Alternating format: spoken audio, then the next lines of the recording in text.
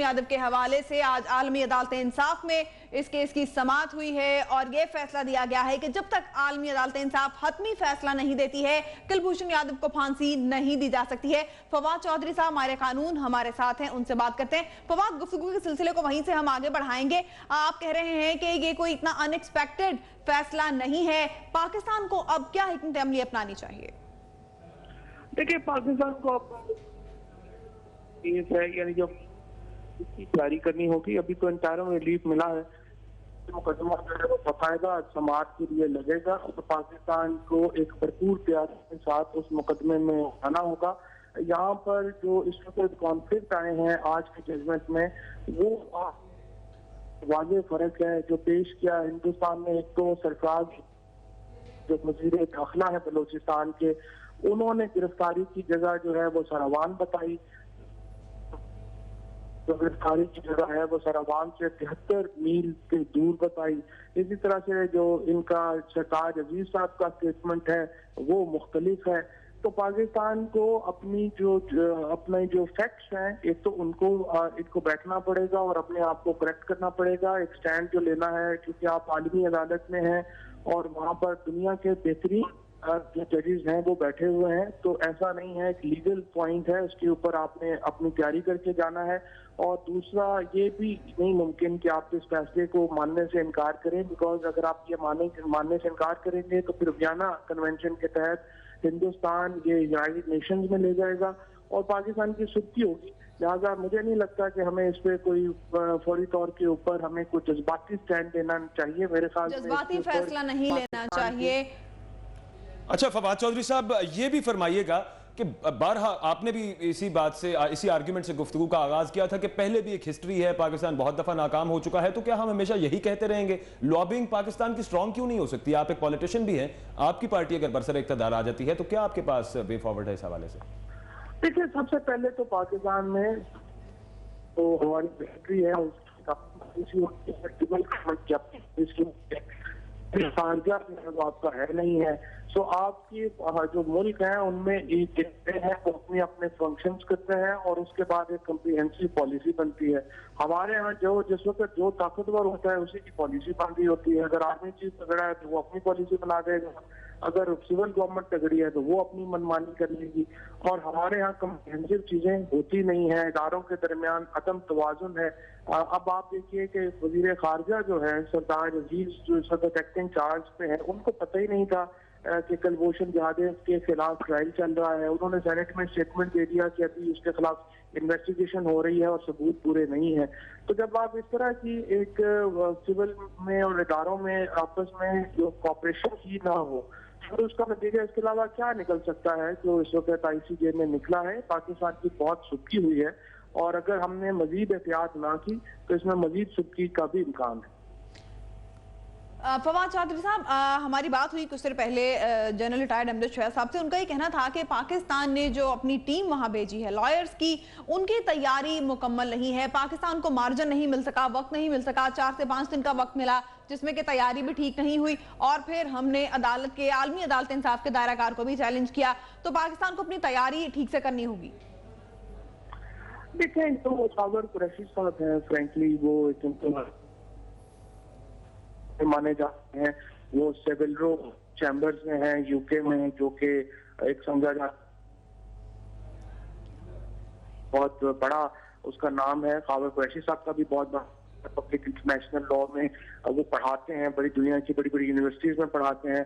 तो ये तो खैर उनको थोड़ा जानते हुए मैं नहीं समझता कि को हम ये कह सकते हैं कि उनकी तैयारी नहीं होगी या कुछ नहीं होगा।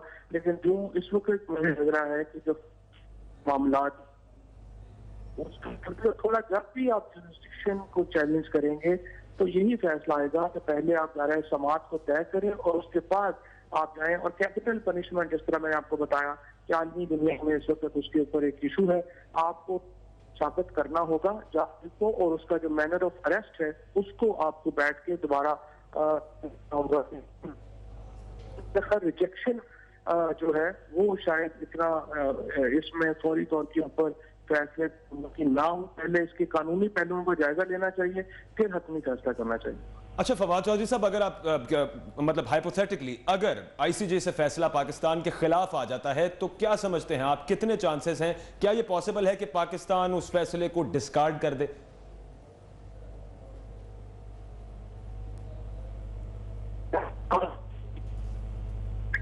फवाद चौधरी साहब, हम अभी आपको सही तरह से सुन नहीं पा रहे हैं, दोबारा राब्ता करेंगे फवाद चौधरी साहब से। माहिर कानून हैं, पाकिस्तान तहरीक इंसाफ के तर्जुमान भी हैं। फिलहाल आपको बताएं कि आलमी अदालत इंसाफ ने आज फैसला सुनाया है और भारत ने जो अपील दायर कर रखी थी आलमी अदालत इंसाफ में कि कुलभूषण यादव की फांसी पर अमल दरामद को रुकवाया जाए, तो भारत किसी हद तक उसमें कामयाब हो गया है। और आलमी अदालत इंसाफ ने यह कहा है कि जब तक हतमी फैसला आलमी अदालत इंसाफ नहीं करती, कुलभूषण यादव को फांसी मत दी जाए। जी हाँ, बिल्कुल। आज ये फैसला सामने आया है आलमी अदालत इंसाफ से कि जब तक हतमी फैसला सामने नहीं आता है तब तक कुलभूषण यादव को फांसी नहीं दी जा सकती। फवाद चौधरी साहब ने एक मर्तबा फिर हमें ज्वाइन किया है। सर, ये फरमाइएगा कि अब पाकिस्तान अगर नहीं मानता और अगर फैसला आईसीजे से पाकिस्तान के खिलाफ आ जाता है तो क्या पोजीशन है पाकिस्तान की? पाकिस्तान इस फैसले को रिजेक्ट कर सकता है? अच्छा देखिए, पहली बात तो ये है कि आलमी अदालत सजा का मामला इतना नहीं है। वहां पर यह है कि काउंसलर एक्सेस जो है वो नहीं दिया गया। 16 दफा इंडिया ने क्लेम किया और पाकिस्तान ने काउंसलर एक्सेस नहीं दिया। और पाकिस्तान कहता है कि जो आर्टिकल 36 की इंटरप्रिटेशन है वियना कन्वेंशन की, उसके तहत जो जासूस हैं और दहशतगर्द हैं उनको काउंसलर एक्सेस देना या ना देना रियासत का इख्तियार है। अब ये एक इंटरप्रिटेशन है जो इंटरनेशनल कोर्ट ऑफ जस्टिस ने करनी है कि काउंसलर एक्सेस देना पाकिस्तान का लाजम था या नहीं था। तो इसके ऊपर गुफ्तगू होगी। जो पनिशमेंट आज खुद है उसके ऊपर अभी इतने मामला जो है वो नहीं है, वो एक रियासत की जो प्रेरोगेटिव है उसके ऊपर है। लेकिन ये एक इंटरनेशनल लॉ का बहुत मुकदमा होगा।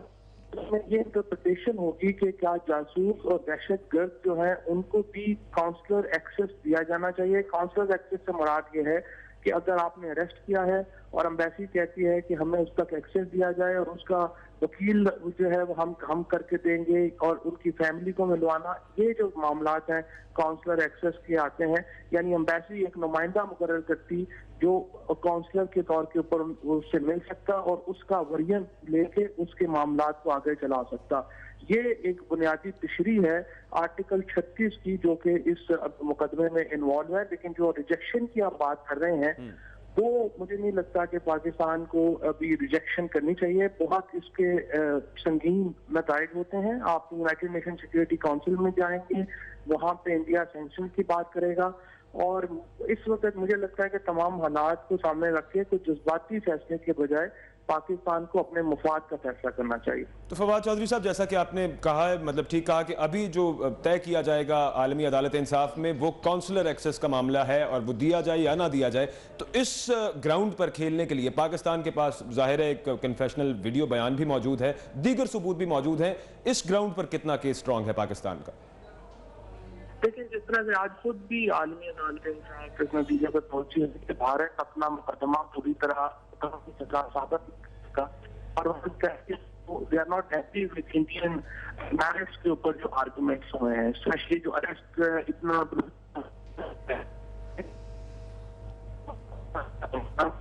और ISI ने खरीदा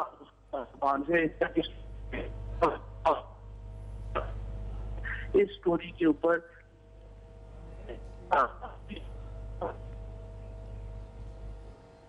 हम ठीक से नहीं सुन पा रहे हैं फवाद चौधरी साहब, आपसे दोबारा राब्ता करते हैं। अपने देखने वालों को ये बताएं कि आलमी अदालत इंसाफ ने आज ये फैसला सुनाया है कि जब तक हतमी तौर पर फैसला नहीं आ जाता है कुलभूषण यादव को फांसी नहीं दी जा सकती है।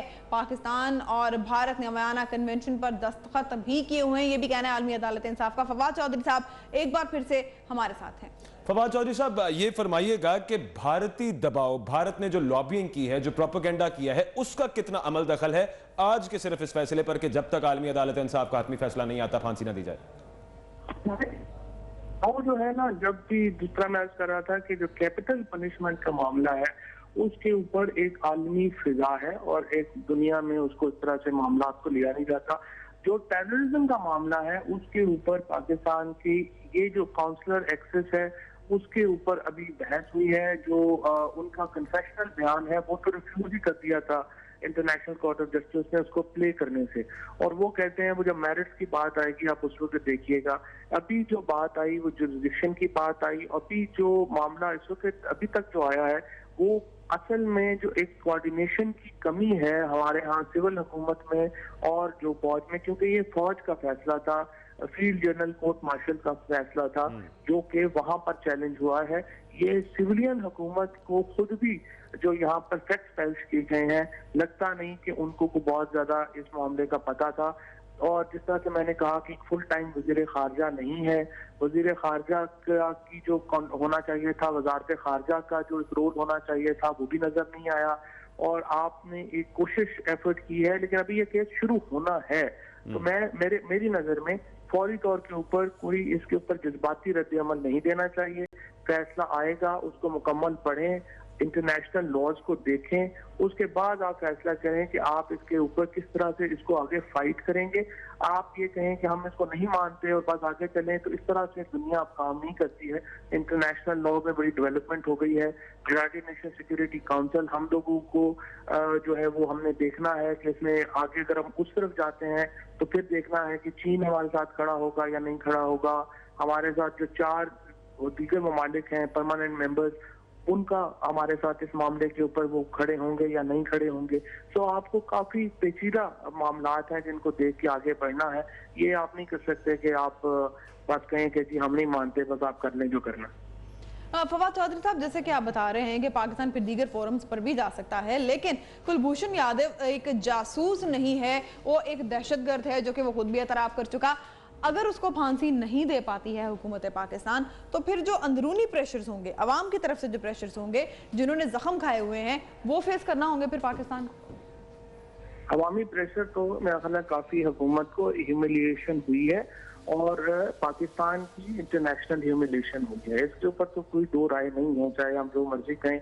अभी इंडियन टेलीविजन चैनल्स के ऊपर 1 बजे से ऑनवर्ड जो है वो उन्होंने अजाब डाला हुआ और मुझे समझ नहीं आ रही कि मैं वहां पे जाके क्या बात करूंगा और या इसको जो है वो किस तरह से मामला जो है वो उसको आगे करेंगे, क्योंकि उन्होंने बहरहाल ये पाकिस्तान की एक इंटरनेशनल कोर्ट में जिस तरीके से एक खिलाफ फैसला आया है और उसको अब आगे इसके ऊपर मेरा ख्याल है हमें सोचने की जरूरत है।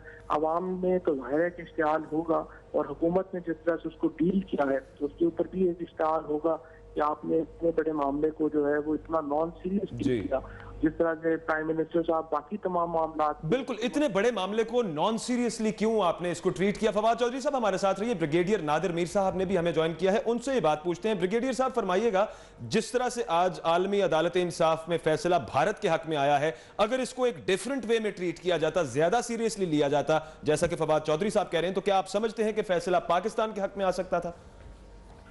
पाकिस्तान की पॉलिटिकल एलीट कॉम्प्रोमाइज्ड है, ये पॉइंट नंबर 1 है और यही हमारी Pakistan national reform movement openly कहती है, this is the first problem that Pakistan is facing. Number 2, as far as this decision is concern, जिसकी आप बात कर रहे हैं, इस पे आपने यानी पाकिस्तान ने स्टैंड लिया था, या स्टांस था पाकिस्तान का वहां पर, that the international court of justice does not have jurisdiction over this case. ना पाकिस्तान वहां गया इस केस को लेके और ना हम एक्सेप्ट करते हैं, तो we should stand by a decision, nation stand by a decision. उन्होंने डिसीजन दे दी, वो कल कोई और डिसीजन भी दे सकते हैं किसी सब्जेक्ट के ऊपर, और इसके प्रेसिडेंट्स मौजूद है लीगल, आप जो लोग हैं उनसे भी आप चेक कर लें कि इससे पहले केसेस हुए थे मुख्तलिफ, जिस तरह वहां पर इंडिया ने शूट डाउन किया था पाकिस्तान का एक प्लेन, उसके ऊपर भी, और वो जो आपका वहां पर है बॉर्डर सिंध के अंदर वहां पर, और कुछ और केसेस में जहां इंडिया ने रिफ्यूज कर दिया। सो जब इंडिया अभी मीडिएशन रिफ्यूज करता है, इंडिया इंटरनेशनल फोरम्स में रिफ्यूज करता है, तो आप रिफ्यूज करें, जो आपने स्टांस भी यही लिया, हम नहीं एक्सेप्ट करते, तो आप जब नहीं एक्सेप्ट करते तो क्यों एक्सेप्ट कर रहे हैं? Don't accept it, this is number 1। आप इसको एक्सेप्ट नहीं सकते। अगर आप ये एक्सेप्ट करना शुरू कर देंगे कि पाकिस्तान में दहशतगर्दी हो और दहशतगर्द के खिलाफ जो इंडियन एजेंट है, स्पाई है, कोई एक्शन ना लिया जाए, तो फिर तो कल ये दहशतगर्दी हो जाएगी, कुछ और भी हो जाएगा फिर। और दूसरी बात है, दूसरा पॉइंट पाकिस्तान को उठाना चाहिए, क्योंकि हमारी जो इनकॉम्पिटेंट एलीट है वो तो इस काबिल नहीं है। So we as national reform movement ये कहती है, बड़ी सिंपल सी बात, कि पाकिस्तान में मुख्तलिफ दहशतगर्द रिसेंटली भी आप देखें, जिसमें पाकिस्तानी नेशनल भी शामिल हैं और दूसरों के भी, उनको फांसी दी गई, फिजिकली फांसी हुई, आजकल भी हुई है, पिछले दिनों में हुई है। तो इसका मतलब क्या है कि जो पाकिस्तान में दहशतगर्दी करे, अगर वो पाकिस्तानी है या अफगानी है या सेंट्रेशियन, उसको फांसी होगी। और अगर वो इंडियन है उसको फांसी नहीं होगी। तो मतलब there is some illogic to this all. Only thing is national resolve. दहशतगर्दी पाकिस्तान में हुई, 1300 पाकिस्तानी शहीद हुए इसकी वजह से। तो Pakistan should remain firm and take a stance this. और मैं आपको आज प्रोडिक्शन देता हूं, मेरी प्रोडिक्शन लिख ले और कोड करें टीवी के ऊपर। अगर ये पॉलिटिकल एलीट ने इसके ऊपर ये कॉम्प्रोमाइज किस्म का स्टांस किया तो आप देखें इसके रिपरकशंस क्या होंगे मुल्क के अंदर, आप देख लेना। They will not survive then। ये मेरी बात प्रेडिक्शन है, ये नोट कर लेना आज। नहीं तो ब्रिगेडियर साहब आप फिर क्या कह रहे हैं? वे फॉरवर्ड सिर्फ यही है कि पाकिस्तान रिजेक्ट कर दे जो भी आलमी अदालत इंसाफ ने कहे, तो फिर क्या उसके रेपरकशंस नहीं होंगे? नहीं, उसके होंगे रिपरकशंस तो होंगे जब स्टांस लेंगे। देखिए जब आप के मुल्क में, इसका मतलब है कि पाकिस्तान में कोई दहशतगर्दी करे तो आप उसके खिलाफ एक्शन नहीं ले सकते। आपने तो खुद कहा है, देखिए ना, आपने कहा है ना कि हम तो हटते नहीं है और इसकी रिजेक्शन नहीं है, तो अब आप क्यों उससे हट रहे स्टांस से? या तो आपने ये कहा होता ना कि बिल्कुल ठीक है जी, हम केस लेके जाते हैं और आप केस कर रहे होते और केस आप उनके फेवर में होता, आपके खिलाफ होता, तो यू वुड बी। लेकिन ब्रिगेडियर साहब ये बात कोई बईद कयास तो नहीं है कि पाकिस्तान के खिलाफ ही फैसला आना है, हक में भी आ सकता है?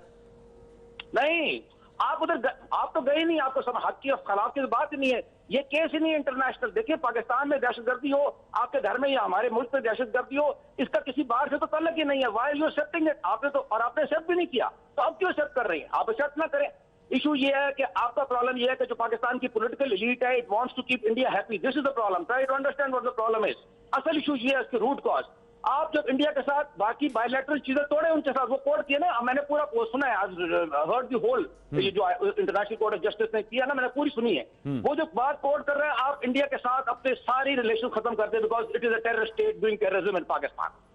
आप वो तो करते नहीं है। और दूसरा, अगर ये आप कहते हैं कि ठीक है जी उसका राइट है, तो ठीक है, फिर आप वहां पर बुरहान वानी की भी लेके जाए, अगर उसका राइट है। आप कश्मीर पे जो मर्डर कर रहे हैं इंडिया, उसको लेके जाए, खालिस्तान को लेके जाए, असम को लेके जाए, तमिलनाडु को लेके जाए। There is endless things. और ना आप उधर जाते हैं ना आप इधर आते हैं।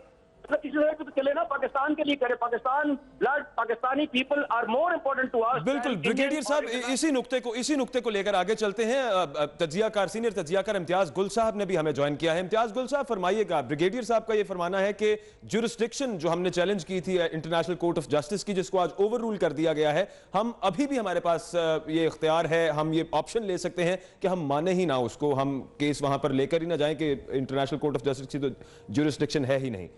आप क्या कहेंगे?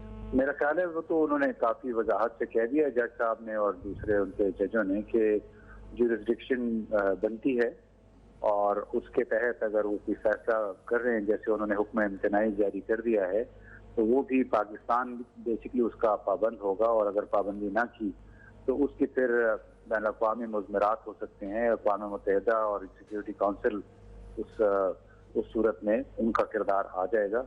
तो इसमें अभी देखिए मेंटेनेबिलिटी पे बात हुई है। जज ने ये भी बड़े वाज़ेह तौर पे कहा कि जब तक फाइनल फैसला नहीं होता उस वक्त तक अब कोई भी मुल्क फैसला नहीं, कुछ अपना ऐसा फैसला नहीं कर सकता जिससे कुलभूषण जाधव को नुकसान हो। साथ ही साथ उन्होंने ये भी कहा कि उस वक्त तक दोनों मुल्कों को अपने अपने दलाइल सबूतों समेत देने के का मुकम्मल हक हासिल है। तो अभी बहुत कुछ होना है। उसमें मेरा ख्याल है कि बुनियादी तौर पे ये जुरिस्डिक्शन का तयन था, उसमें ज़ाहिर है पाकिस्तान की बात नहीं मानेंगी। और उसमें वियना कन्वेंशन का आर्टिकल 36A उन्होंने बार बार कोट किया। तो इसमें बहुत ज्यादा शोर शराबा। अच्छा इम्तियाज गुल साहब, ब्रिगेडियर नादिर मीर साहब हमारे साथ रहिएगा, आप ही की बात को आगे बढ़ाएंगे। यहां पर एक अहम खबर आपको भी और अपने नाजरीन को भी उससे अपडेट करते चलें कि तर्जुमान दफ्तर खारिजा नफीस जकरिया का भी इस पर बयान सामने आ गया है। उन्होंने कहा है कि कुलभूषण यादव का केस कौमी सलामती से मुताल्लिक है। पाकिस्तान कौमी सलामती से मुताल्लिक आलमी अदालत इंसाफ के दायरा कार को तस्लीम नहीं करता है। उन्होंने कहा कि पाकिस्तान में भारतीय दहशतगर्दी बेनकाब हो चुकी है। कुलभूषण यादव ने पाकिस्तान में दहशतगर्दी का एतराफ किया है। यह कौमी सलामती का मामला है और पाकिस्तान कौमी सलामती से मुताल्लिक आलमी अदालत इंसाफ के दायरा कार को तस्लीम नहीं करता है। जो आलमी अदालत इंसाफ ने आज फैसला दिया है, गालिबन वो यही कहना चाह रहे हैं कि उसको पाकिस्तान तस्लीम नहीं करता है कि पाकिस्तान तब तक इस सजाए मौत पर अमल दरामद न करे जब तक ICJ हतमी फैसला न दे दे। इस पर ब्रिगेडियर साहब, ये तो आप ही का पॉइंट ऑफ व्यू था और इसको एंडोर्स कर दिया है अब तर्जुमान दफ्तर खारिजा नफीस जकरिया ने, क्या कहेंगे आप? आपके पास दूसरी ऑप्शन ही नहीं है। ये एंडोर्स नहीं करेंगे तो मैं आपको टीवी पे ऐलान कर रहा हूं, उनको सुना दें, ये रहेंगे नहीं। आप कैसे हो सकता है कि मुल्क में पाकिस्तानियों को कोई शहीद करे, कोई भी करे। और दूसरा पॉइंट मैं ये कह रहा हूं कि खाली इंडियन टेररिस्ट तो नहीं है ये स्पाई जो हैंग हुए, पाकिस्तानी जो दहशतगर्दी कर रहे हैं वो भी तो हैंग हुए हैं ना, और करें। चाहे कोई रिलीजियस सेक्टेरियन एथनिक किसी बेसिस पे जो दहशतगर्दी करता है उसके खिलाफ आप एक्शन कानून के ड्यू प्रोसेस ऑफ लॉ के बाद लेते हैं और लें। और पाकिस्तानियों को प्रोटेक्ट करना स्टेट का फर्ज है। Pakistani state has to protect the Pakistani people. This compromise, यही तो मैं कहता हूं हमारी इलीट कॉम्प्रोमाइज कल्चर में चल रही है ना एक। तो ये अगर स्टेटमेंट दिया तो we welcome it because you don't, this is the statement you should take. Pakistan के खिलाफ कल कोई जंग करेगा या कोई और कोई इंसिडेंट होगा तो कहेंगे जी आप ये ना करें। I am informing you as a Pakistan national movement chairman, Pakistan की नेशनल सिक्योरिटी, पाकिस्तान का इंटरेस्ट, पाकिस्तान का डिफेंस इज और एवरीथिंग एल्स ठीक है, उसके अंदर we have to live by the international norms. ठीक है ब्रिगेडियर साहब, आपने कहा कि it's a welcome statement. Imtiaz Gul साहब से भी पूछ लेते हैं। इम्तियाज गुल साहब, फरमाइएगा कि आपके ख्याल में ये this was the sole option, एक वाहिद यही ऑप्शन बचा था जो आज तर्जुमान दफ्तर खारजा ने कहा है? देखिए, हम तो कोई कानूनी माहिरीन नहीं हैं। अगर मिस्टर नफी जकरिया साहब ने ये बात की है तो मैं उम्मीद यही रखूंगा कि काफी गौर खौस के बाद और सलाह मशवरे के बाद, कानूनी माहिरीन के साथ मशवरे के बाद ये बात हुई है। इसलिए कि अब मामला एक तरफ सियासी भी है, अब दो बड़े मुल्क आमने सामने हैं, और दूसरी बड़ी बात कानूनी है कि कानूनी तौर पे किस तरह पाकिस्तान इस तमाम केस को रद्द करता है और कोर्ट के दायरे इख्तियार को मुस्तरद करता है।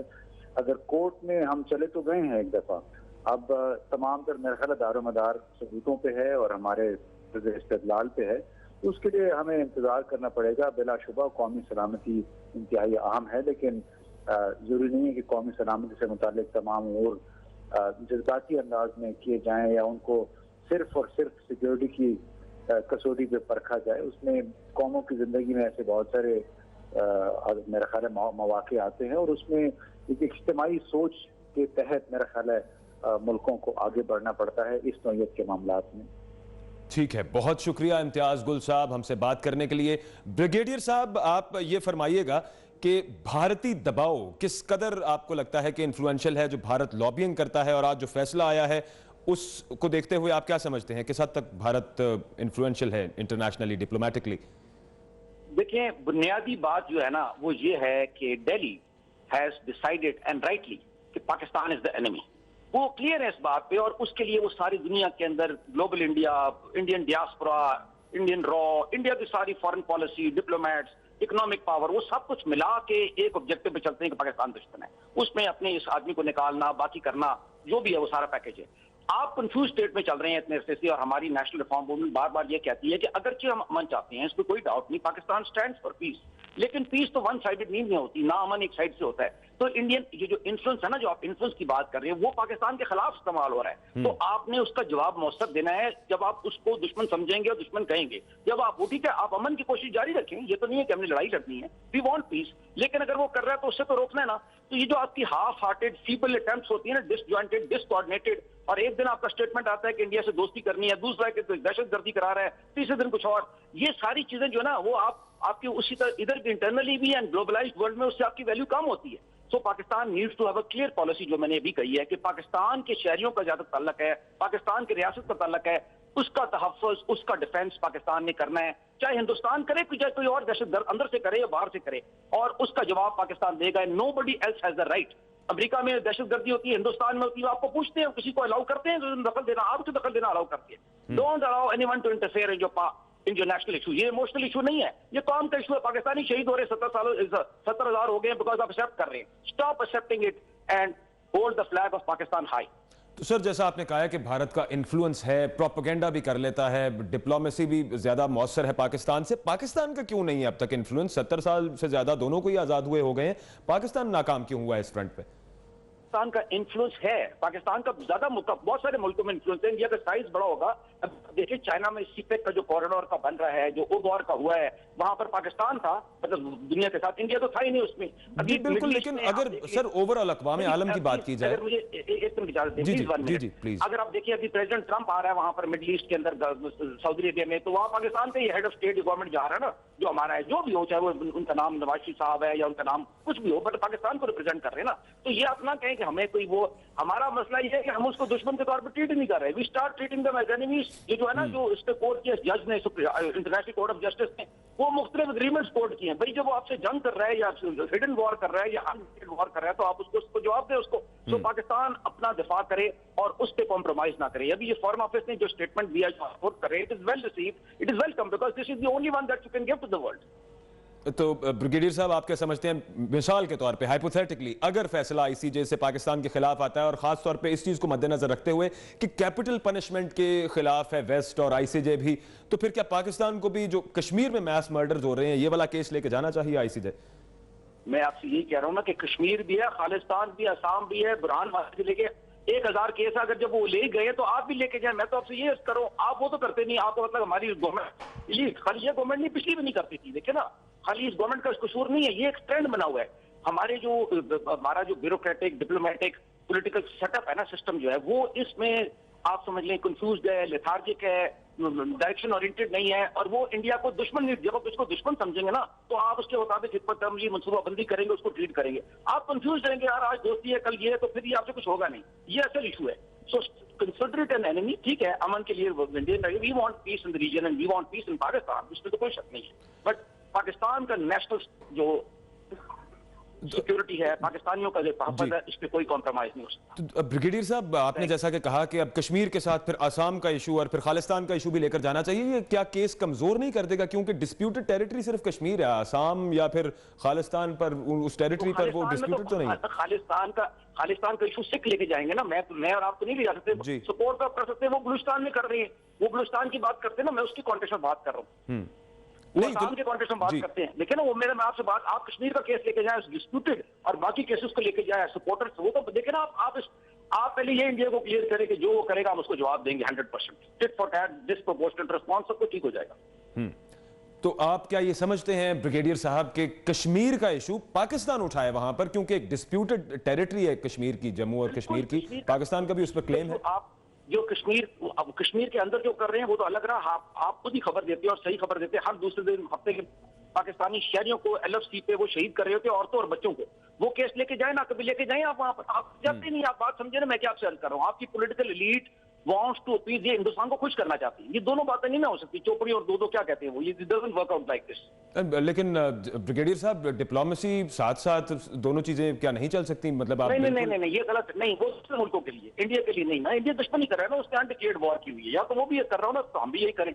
अगर वो ये खाली ये कर रहा हो ना, फिर तो बात सही है। आप समय वो ये नहीं कर रहा। वो इस वक्त जब से मोदी रिजीम आई है, कुछ अर्से से, वो तो फुल फ्लेज्ड अनडिक्लेयर्ड वॉर कर रही है। ये जो आप बात कर रहे हैं हिस्ट्री है। आप डिप्लोमेसी या policy has to be dynamic, वक्त के साथ होती है ना। जब वो नेहरू के जमाने में, शास्त्री के जमाने में, उस जमाने की बातें करेंगे, उसके बाद भी तो maybe what you are saying is right, but today it doesn't work out. हम तो ये नहीं कह रहे थे कि हम ये नहीं कह रहे कि हम जानबूझ के एक कन्फ्रंटेशन का महाज बनाएं, एक महाजराई करें। हम ये नहीं कह रहे। हम तो ये कह रहे हैं कि भाई हर हालत में पाकिस्तानी इसके साथ हो। अब वो अफगानिस्तान इस्तेमाल कर रहा है, कभी कश्मीर से कर रहा है। अभी वो कहता है कि इसके आदमी को जिसने दहशतगर्दी है, इसको कृष्णा को, जो इंडिया में मुंबई में दहशतगर्दी हुई थी, आपको याद है, उस पर अभी तक वो आपको ब्लेम कर रहे हैं। आपने कराई थी, नहीं कराई थी, ब्लेम आपको ही कर रहे हैं। उन्होंने तो नहीं पूछा था, मुझे बच गया था अजल कसाब या जो भी था, उसको उन्होंने फांसी दी। और भी कश्मीर के अंदर कश्मीर के फ्रीडम फाइटर्स को कितने लोगों का कत्ल किया। तो इट्स लाइक दिस।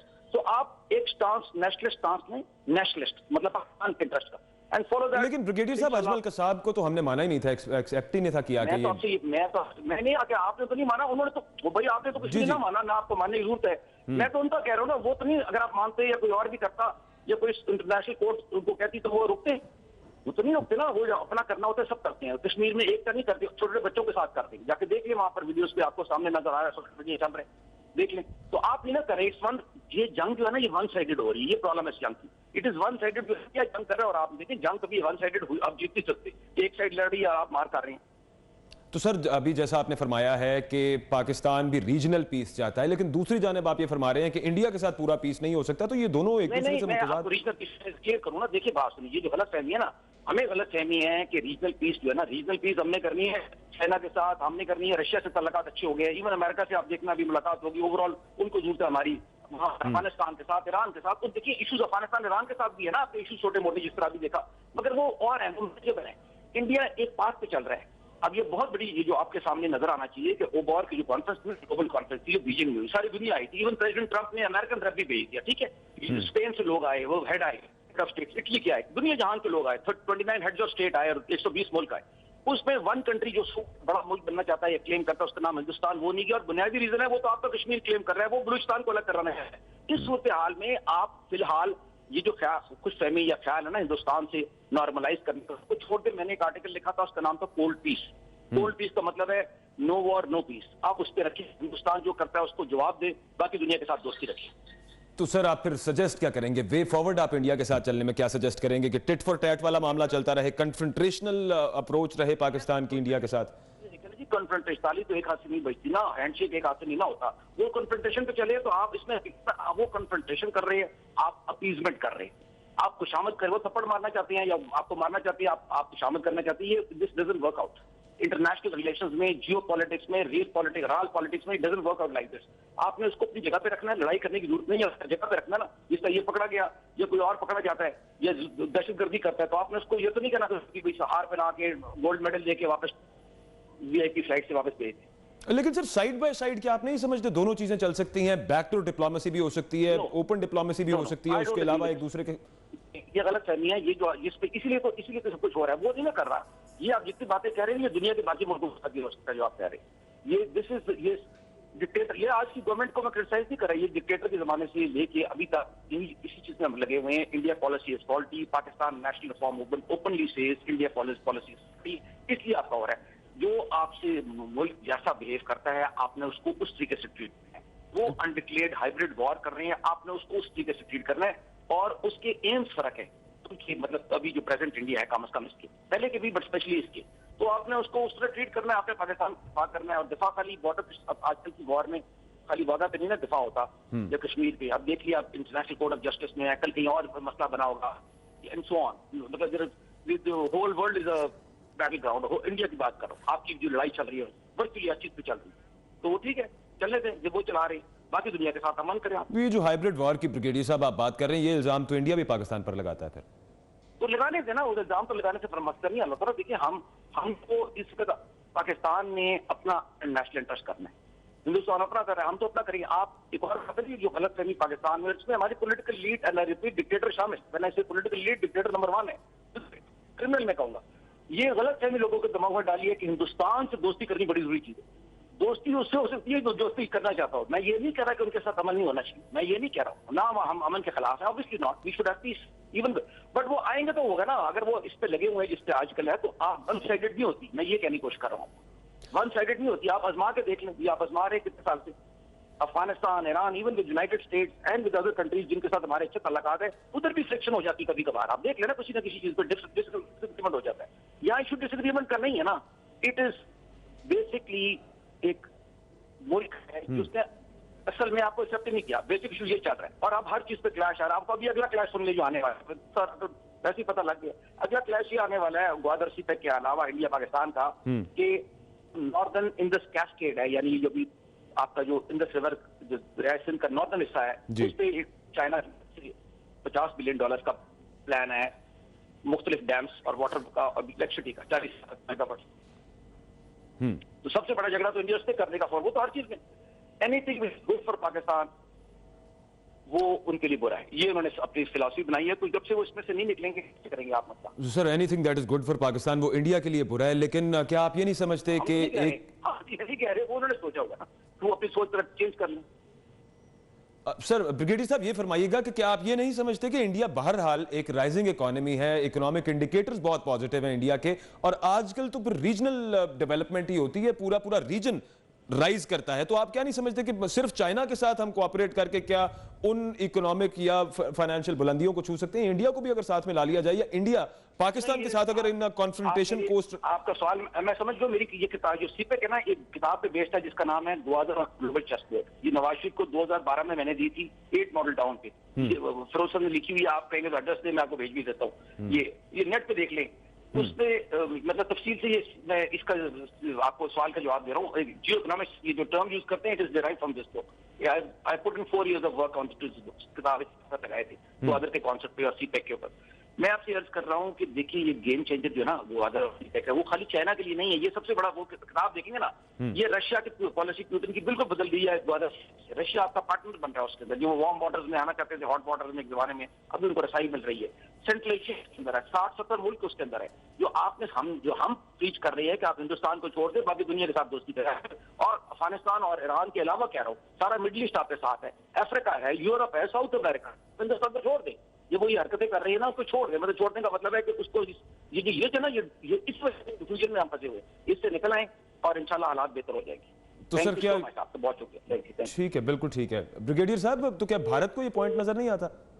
ब्रिगेडियर साहब से हमारा राब्ता मुनक़ता हो गया है। आपको बताएं कि आज आलमी अदालत इंसाफ ने फैसला सुनाया है कुलभूषण यादव केस का, और आलमी अदालत इंसाफ ने यह कहा है कि जब तक ICJ यानी कि आलमी अदालत इंसाफ अपना हतमी फैसला नहीं सुना देती इस केस पर, पाकिस्तान को रोक दिया गया है कुलभूषण यादव को फांसी देने से। ताहम उस पर तर्जुमान दफ्तर खारजा नफीस जकरिया का भी बयान सामने आ गया है। उन्होंने कहा है कि कुलभूषण यादव का केस कौमी सलामती का केस है, पाकिस्तान अपनी कौमी सलामती से मुताल्लिक आलमी अदालत इंसाफ के दायरा कार को तस्लीम नहीं करता है। पाकिस्तान ने आलमी अदालत इंसाफ में भी यही मौकफ अपनाया था कि पाकिस्तान दायरा कार को नहीं तस्लीम करता ICJ के, लिहाजा मजाज नहीं है इंटरनेशनल कोर्ट ऑफ जस्टिस आलमी अदालत इंसाफ ये केस सुनने का। इस आर्ग्यूमेंट को, इस दलील को इंटरनेशनल कोर्ट ऑफ जस्टिस में रद्द कर दिया गया आज। लेकिन आज फिर जो केस के फैसले के बाद तर्जुमान दफ्तर खारजा नफीस जकरिया का बयान सामने आया है, वो ये है कि ये चूंकि कौमी सलामती का मामला है तो इससे मुताल्लिक आलमी अदालत इंसाफ के दायरा कार को पाकिस्तान तस्लीम नहीं करता है। पाकिस्तान में भारत की दहशतगर्दी बेनकाब हो चुकी है। कुलभूषण यादव ने पाकिस्तान में दहशतगर्दी का एतराफ किया है और यह कौमी सलामती का मसला है। लिहाजा आज जो फैसला सामने आया है इंटरनेशनल कोर्ट ऑफ जस्टिस यानी आलमी अदालत इंसाफ का, उसको पाकिस्तान तस्लीम नहीं करता है क्योंकि यह कौमी सलामती का मसला है। हमारे साथ मौजूद हैं अमीर जमाते इस्लामी सिराजुल हक साहब। बहुत शुक्रिया सर आपके वक्त का। फरमाइएगा, जैसे आज आलमी अदालत इंसाफ ने कहा जाए कि अगर भारत के हक में फैसला दे दिया है तो गलत नहीं होगा, क्या समझते हैं आप? केस वेल प्रिपेयर्ड नहीं था, दलाइल उतने मजबूत नहीं थे, अदालत इंसाफ नहीं है। दूसरी बात यह है कि पाकिस्तान नहीं हारा, हुकूमत हार गई है। इसलिए कि शुरू ही से कुलभूषण के बारे में हुकूमत की पॉलिसी सुस्ती, कायली और नीम दिरून रही, और शुरू ही से उन्होंने इस केस को सही तरीके से चलाया नहीं। आलमी अदालत में भी उन्होंने वकालत नहीं किया, खामोशी इख्तियार की है। और जंदाल का आना और रातों में मुलाकात करना और पुरस्कार सरगर्मियां, ये सब कुछ इस एक चीज की कड़ी है। हमें बेइज्जत कौम इंडिया की ख्वाहिश मुस्तरद करनी चाहिए और ऐलान करनी चाहिए कि हम अपनी अदालत, अपने कानून की पाबंद है। हमारे 65,000 से ज्यादा लोग शहीद हो गए हैं, हमारे चौक और चौराहे खून आलूद हो गए हैं। हमारे मुल्क को एक मुस्तकिल थ्रेट है कई सालों से, और उसमें कुलभूषण जैसे लोगों का हाथ है। बगैर कागजात के, बगैर असनाद के, बगैर किसी वजह के दूसरे मुल्क में इस तरह जाना और फिर एतराफ भी किया है। इसलिए मैं समझता हूँ कि वक्त आया है कि हम अपने मुल्क की सुप्रीमेसी और इख्तियार साबित करें।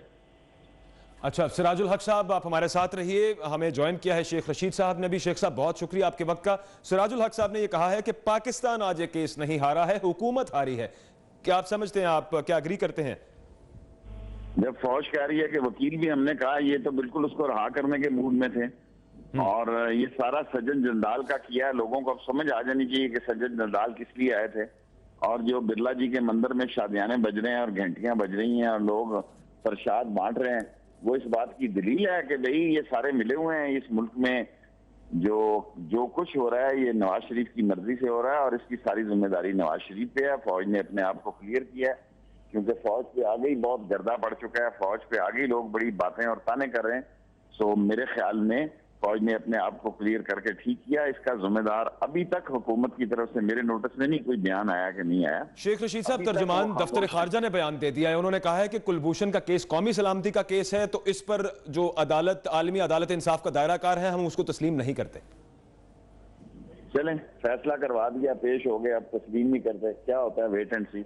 और ये बहुत जिल्लत और रुसवाई हुई है हुकूमत की, और इंशाअल्लाह ताला कौम हौसला ना हारे। कौम जो है वो अपने आप को जिंदा कौम है, और आज जो कुछ हुआ है ये सब कुछ नवाज शरीफ साहब का किया जा रहा है और वही इसके जिम्मेदार है। अच्छा सिराजुल हक साहब, आप ये फरमाइएगा, आपने कहा कि पाकिस्तान नहीं हारा, हुकूमत हारी है, लेकिन आलमी सतह पर आलमी बरादरी तो इसको यूं नहीं देखेगी कि हुकूमत हारी है, पाकिस्तान ही हारा है। देखिए, अब हुकूमत को अपनी पोजीशन वाज़ेह नहीं होगी, अब हुकूमत को जवाब देना पड़ेगा। अब जंदाल और उसके साथ जो भी मामलात हो गए हैं अब वो सामने आने चाहिए। इसलिए कोई एक्सीडेंट तो नहीं है, ये तो एक फ्री प्लान प्रोग्राम लगता है और उधर से इंडिया का ये मामला है और इधर से मुसलसल दोस्ती है। अगर मुल्क से आपकी दोस्ती और दुश्मनी पर हो आपके अदालत ने भी उसके फैसला किया तो ये अनहोनी नहीं है, लेकिन हमें अफसोस अपने मुल्क के हुक्मरानों के अकल पर है, इनके दानिश पर है, इनके तदबीरी पर है, इनके नाकाम वज़ारत खारिजा पे है। अफगानिस्तान के साथ मामलात खराब, ईरान के साथ मामलात खराब, अक़वामी पाकिस्तान के रसवाई। अब ये खुद बताएं कि इनका आखिरी हद है क्या? जी अच्छा सिराजुल हक साहब, आपने अपनी गुफ्तगू का आगाज किया, आपने वजह फरमाया कि ये आलमी अदालत इंसाफ नहीं है। पाकिस्तान की हिस्ट्री भी कुछ यूं की ही रही है, पाकिस्तान यहां पर कभी कोई केस जीता नहीं है, आप पाकिस्तान के खिलाफ ही फैसले आते रहे हैं, लेकिन क्यों पाकिस्तान डिप्लोमेटिकली इतनी लॉबिंग नहीं कर सकता कि पाकिस्तान के हक में फैसले आना शुरू हो जाएं? क्या हमेशा हम यही कहते रहेंगे कि पाकिस्तान के खिलाफ फैसले आते हैं आलमी अदालत इंसाफ से? मेरे भाई, मैं समझता हूं कि हुकूमत शुरू ही से इस मसले के बारे में गैर संजीदा रही और ये तो अवामी रिएक्शन की वजह से उन्होंने कुछ हलचल जरूर की, लेकिन अगर यह अवामी दबाव न होता, लोगों का डिमांड न होता तो शायद ये रेमंड डेविस के साथ उसको भी बड़े एजाज और इकराम के साथ वापस करते। जब तक अवाम का प्रेशर न हो हुकूमत तस्से मस नहीं होती है। इसलिए इस गैर संजीदगी का और बहरे और अंधे की वजह से हमें आज ये रसवाई हो रही है, लेकिन मैं समझता हूँ हुक्मरान सुई है, हमारी कौम बेदार है। तो सिराजुल हक साहब, जैसा आपने कहा कि ये इस तमाम जो मामला जिस तरह से पाकिस्तान आज केस कह लीजिए कि हार गया है, इसके जिम्मेदार हुकूमत है, नवाज शरीफ हैं और सजन जिंदाल के साथ जो उनके सारे ताल्लुकात हैं, तो क्या आप as one of the opposition leaders इस केस को नेशनल असेंबली में लेकर जाएंगे, कोई मुतालबा रखेंगे आप हुकूमत के सामने? देखिए, हुकूमत ने ना दिया इस केस के हवाले से, ना पार्लियामेंट को इत्तेमाद लिया है केस के हवाले से, और मेरे ख्याल में वो अपने कैबिनेट भी इन्होंने इस पर बात नहीं की है। तो बहुत अहम मामलात है जो रात के अंधेरों में तय होते हैं और चंद लोग आपस में बैठकर सारी चीज फैसले कर लेते हैं। इसलिए अब भी पार्लियामेंट में इस पर बात होगी इंशाअल्लाह ताला और पार्लियामेंट में भी अवाम को जवाब देना, ये हुकूमत को जवाब देना पड़ेगा और अवाम के सामने भी जवाब देना पड़ेगा। ये ऐसा कोई मामला नहीं है जिसको छुपा के रखा जाए और रात गई बात गई की तरह इसको हम इग्नोर कर लें। पार्लियामेंट के सामने जवाब देना पड़ेगा। तो सिराजुल हक साहब, वैसे आज जो तर्जुमान दफ्तर खारजा ने बयान दे दिया कि कौमी सलामती का मामला है, हम आलिम अदालत इंसाफ का दायरा कार तस्लीम ही नहीं करते, तो फिर एक जवाब हुकूमत की तरफ से ही हो गया ना, बड़ा स्ट्रॉन्ग रिप्लाई है। क्या कहेंगे इस पर? असल में मसला यही है कि हम हमेशा सांप निकलने के बाद उसके लकीर पीटते हैं। हमारा क्वेश्चन तो ये है कि ये दिन देखना क्यों पड़ा हमें कि आज इंडिया जश्न मनाए और हम वजाहतें कर रहे हैं, इसलिए कि इस केस को शुरू ही से संजीदगी से नहीं लड़ा गया। तो आप ये कहना चाहते हैं कि अगर कोई और कोर्स ऑफ एक्शन पाकिस्तान इख्तियार करता उससे मुख्तलिफ जो उसने किया है तो फैसला मुख्तलिफ आ सकता था? इंडिया के बारे में हमारी हुकूमत की पॉलिसी शुरू ही से माजरत खाना है और जाहिर जिसके बारे में ये कि इनके साथ मेरी दोस्ती होनी चाहिए और तिजारत होनी चाहिए और आना जाना होना चाहिए और दूसरी तरफ उनका रवैया यही हो देख रहे हैं, तो जरूर यही नतीजा निकलेगा। ये तो जो दो जमातों विचारी नतीजा निकला, लेकिन मैं समझता हूँ कि हमारी कौम को अब बेइस्तमजमुई उठना होगा और अपनी कौम की स्वीकार और पाकिस्तान की इज्जत के लिए लड़ना होगा। तो अमीर जमात इस्लामी सिराजुल हक साहब, आपने जो फरमाया कि इंडिया के साथ माजरत खाना हमेशा से रवैया हमारा रहा है, लेकिन साथ ही आपने जो मुतासिबाना रवैया आलमी अदालत इंसाफ का पाकिस्तान के साथ है उसका भी जिक्र किया, तो फिर फर्क तो कोई पड़ना नहीं था अगर आप यहाँ पर केस जितना मर्जी स्ट्रॉन्ग कर लेते। आलमी अदालत इंसाफ, जैसा कि आपने कहा कि उसने तो पाकिस्तान के खिलाफ ही फैसला सुनाना था। फिर देखिए, इस अदालत कभी इंसाफ नहीं किया है, इस अदालत ने कभी कश्मीरियों के बारे में इंसाफ नहीं किया है, फलस्तीनियों के बारे में इंसाफ नहीं किया है। इसने अगर कभी फैसला किया भी है तो वो भी नस्ली तासुब की बुनियाद पर हमेशा, इसलिए कोई मुसलमानों का नुमाइंदा है ही नहीं। हमारा मान यही है कि अगर दुनिया में 1 अरब से ज्यादा मुसलमान नुमाइंदगी सलामती कौंसिल में भी होनी चाहिए, उनकी नुमाइंदगी नाम नहाद इन अदालतों बैन अल-अक़वामी अदालतों में भी होना चाहिए। ये तो तक नजर मुतासब चंद नाम नहाद बड़ी कुव्वतों के इदारे हैं जो अपने मफादात के लिए उसको इस्तेमाल करते हैं। लेकिन मसला यह है कि एक तरफ उनकी तासुब है और दूसरी तरफ हमारी सुस्ती और कायले और गैर संजीदगी है। अच्छा, तो सिराजुल हक साहब ये फरमाइएगा कि एक ऑप्शन ये भी सामने आई थी, हमारे साथ जनरल रिटायर्ड अमजद शुएब साहब मौजूद थे, उन्होंने कहा था कि जब बुलाया गया था आपको आप फरीक ही मत बनते इस केस के अंदर, भारत ने जब अपील की थी आप इनकार ही कर देते वहां पर जाकर केस लड़ने से। देखिए, एक तरफ ये कहते हैं कि ये इनका जो रिस्ट्रिक्शन नहीं है, दूसरी तरफ वहाँ इन दिल्ली के साथ मामलात को भी आगे बढ़ाए। तो हुकूमत को चाहिए कि उनका कौन सा मौक़िफ़ ठीक है, वो कौन से मौक़िफ़ पर और बयानिया पे खड़े हैं। तो खुद हुकूमत अब तक कंफ्यूज है और उसने पूरी कौम को भी कंफ्यूज किया।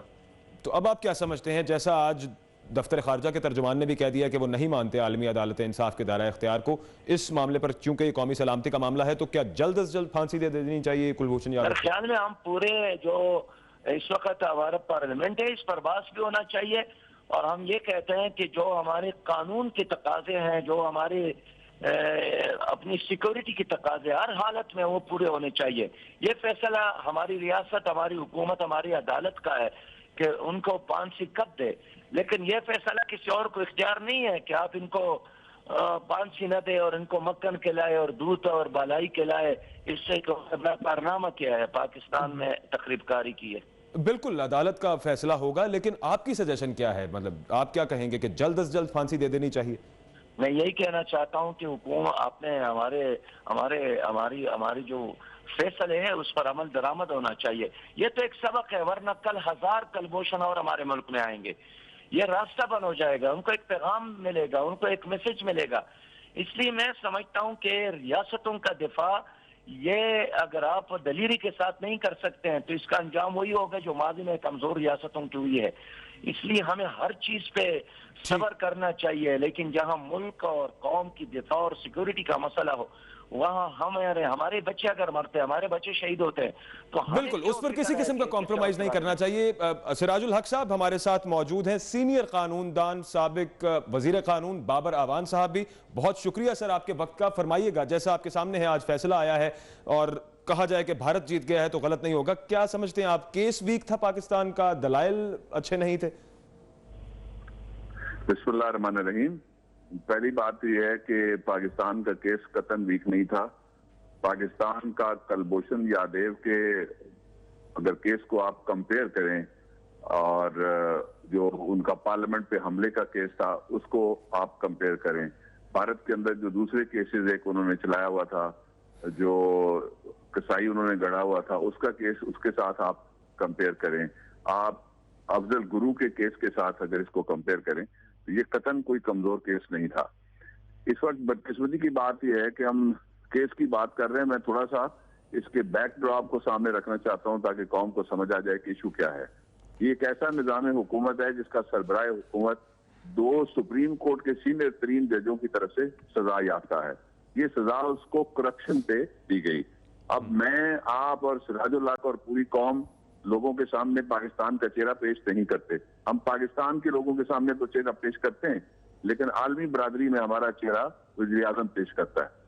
जिस शख्स का अपना चेहरा धुंधलाया हुआ हो, मैं काला जान के नहीं कह रहा, सारी कौम दुखी है, मैं उसमें इजाफा नहीं करना चाहता दूसरे हाल में, तो वो किस तरह से लोगों में उसकी आलमी सतह पर पजीराई होगी, नंबर 1।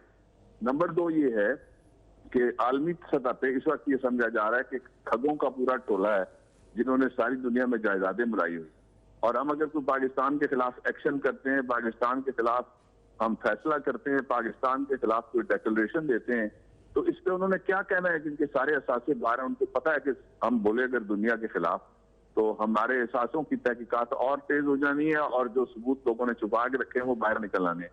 तीसरी बात और सबसे इंपॉर्टेंट बात यह है, मुझे दुनिया में किसी रियासत का नाम बता दीजिए जो 5वें साल में उसकी जो मैनेजर्स हैं और उसकी जो गवर्नमेंट है और उसकी जो एग्जीक्यूटिव अथॉरिटी है उसने फॉरेन मिनिस्टर ही ना लगाया हो। ये वो वक्त था जिसके लिए हम सारे रोते रहे, चीखते रहे, पुकारते रहे कि फॉरेन मिनिस्टर लगा दिया जाए।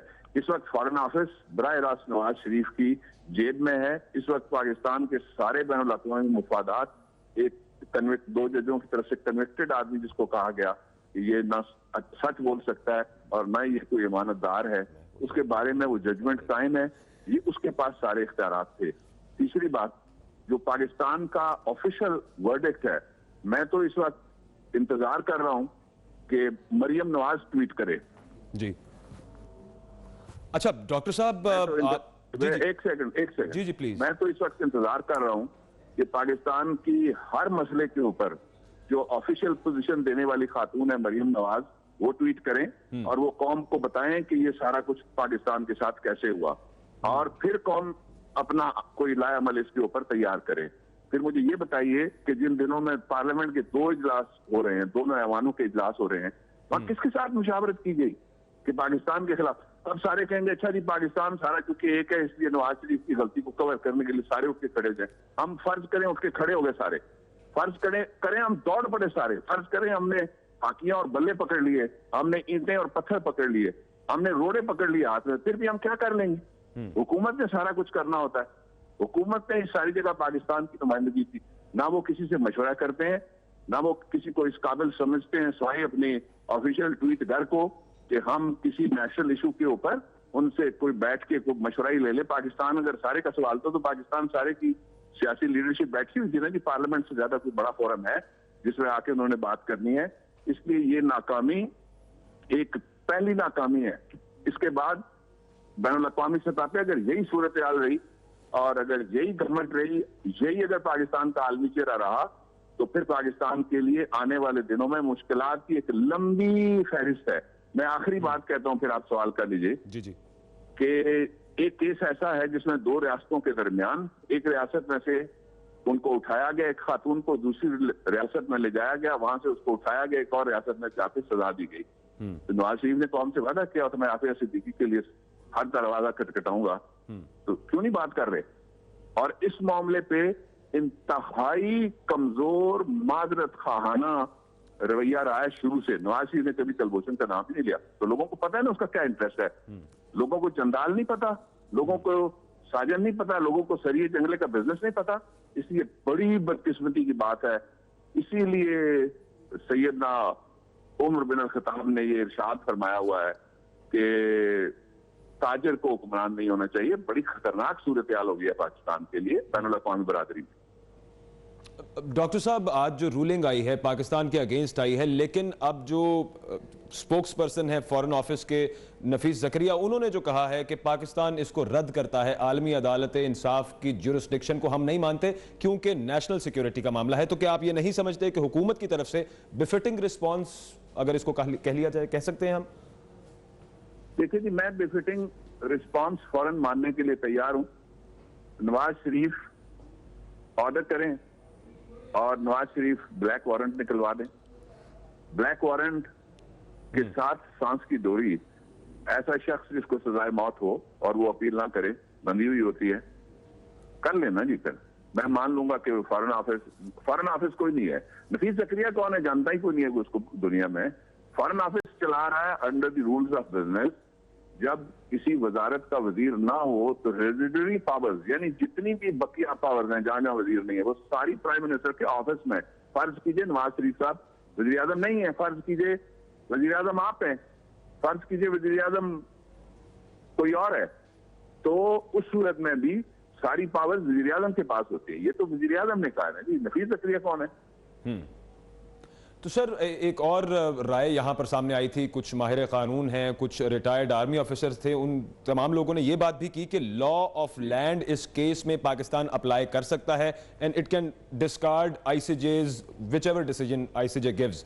तो आप क्या समझते हैं कि पाकिस्तान को फिर यूं ही चलना चाहिए, जो भी वो डिसीजन आता है वो आता रहे और पाकिस्तान अपना लॉ ऑफ लैंड अप्लाई करे इस केस पर?